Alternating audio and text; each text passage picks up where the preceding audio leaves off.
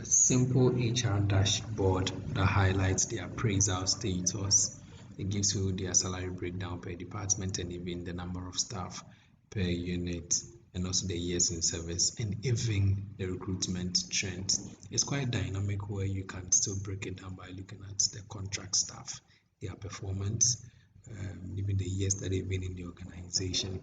Not only that, you can also pay attention to the trend for recruitment for even the contract staff or the permanent staff, as you can see me doing it. It gives you how you are you are praised per department and per per employee here. To the contract staff, you can see there it is very dynamic. Just a simple click. Even by gender, you look at the male performance and you can see whether that quite a number of them are having a very good grade. And if you do just click on the F, which is for female, and you can see the female performance within the organization. It breaks everything down. Simple. You can even break it down to further to department performance by just clicking on the name of the department.